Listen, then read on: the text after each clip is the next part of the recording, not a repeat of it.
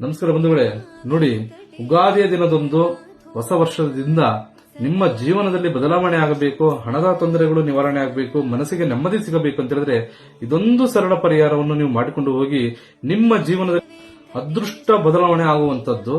ನೋಡಿ, ಇದೇ ಉಗಾದಿಯ ದಿನದಂದು ನೀವು ಬೆಳಗ್ಗೆ ಬ್ರಾಹ್ಮಿ ಮುಹೂರ್ತದ ಸಮಯದಲ್ಲಿ ನಾನು ಹೇಳುವಂತ ಒಂದು ಸರಳ ಪರಿಹಾರ ಮಾಡಿಕೊಳ್ಳಿ. ನಿಮ್ಮ ಜೀವನದಲ್ಲಿ ಯಾವ ತರಹದ ಬದಲಾವಣೆ ಆಗುತ್ತೆ ಅಂತೇಳಿ ನೀವೇ ನನಗೆ ತಿಳಿಸಿಕೊಡ್ತೀರಾ. ನೋಡಿ ಬಂಧುಗಳೇ, ಈ ತರ ಇದೆ. ಮೊದಲನೇದು ನೀವು ಕ್ರಮ ಮಾಡಬೇಕಾಗಿರೋದು ನಿಮ್ಮ ಮನೆ ದೇವರು ಕುಲದೇವತೆಗೆ, ಅರ್ಥ ಆಯ್ತಲ್ಲ, ಒಂದು ಲಕ್ಷ್ಮೀ ದೇವಿ ಫೋಟೋದ ಮುಂದೆ ಮತ್ತೆ ನಿಮ್ಮ ಕುಲದೇವತೆ ಫೋಟೋದ ಮುಂದೆ ನಾನು ಹೇಳುವಂತ ಒಂದು ಕಾಮಾಕ್ಷಿ ದೀಪ ಹಚ್ಚಿ ನೀವು ನಿಮ್ಮ ಜೀವನದಲ್ಲಿ ಎಷ್ಟು ಬದಲಾವಣೆ ಆಗುತ್ತೆ ಅಂತ ನೀವೇ ತಿಳಿಸಿಕೊಡ್ತೀರಾ.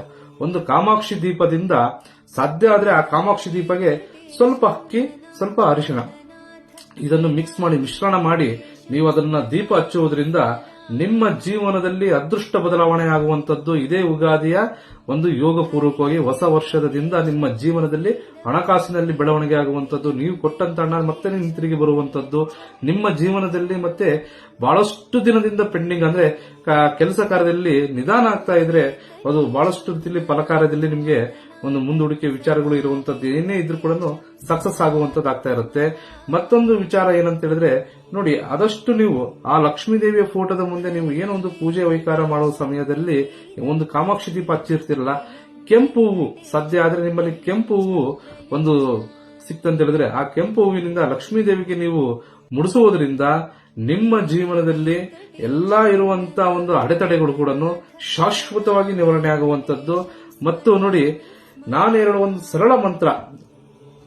ಸರಳ ಮಂತ್ರವನ್ನು ನೀವು ಒಂದು 21 ಬಾರಿ ಪಠನೆ ಮಾಡುವುದರಿಂದ ಒಂದು ಬಹಳಷ್ಟು ನಿಮಗೆ ಐಶ್ವರ್ಯ ಸಂಪತ್ತು ಸಿಗುವಂತದ್ದಾಗುತ್ತೆ. ನೋಡಿ ಬಂಧುಗಳೇ, ಈಗಿದೆ ಆ ಮಂತ್ರ, ಓಂ ಶ್ರೀಂ ಮಹಾಲಕ್ಷ್ಮಿಯೇ ನಮಃ. ನೋಡಿ, ಇನ್ನೊಂದು ಬಾರಿ ಹೇಳ್ತೇನೆ, ಓಂ ಶ್ರೀಂ ಮಹಾಲಕ್ಷ್ಮಿಯೇ ನಮಃ ಅಂತೇಳಿ 21 ಬಾರಿ ಪಠನೆ ಮಾಡಿ ನಿಮ್ಮ ಜೀವನದಲ್ಲಿ ಸುಖ, ಶಾಂತಿ, ಸಕಲ ಐಶ್ವರ್ಯ ಸಂಪತ್ತು, ನೆಮ್ಮದಿ ಸಿಗುವಂತದ್ದಾಗುತ್ತೆ. ಇನ್ನು ಹೆಚ್ಚಿನ ಮಾಹಿತಿಗಾಗಿ ನಮ್ಮ ಪೇಜ್ ಅನ್ನು ಲೈಕ್ ಮಾಡಿ, ಶೇರ್ ಮಾಡಿ, ನಮ್ಮನ್ನು ನೇರ ಭೇಟಿ ಮಾಡಿ. ನಮಸ್ಕಾರ.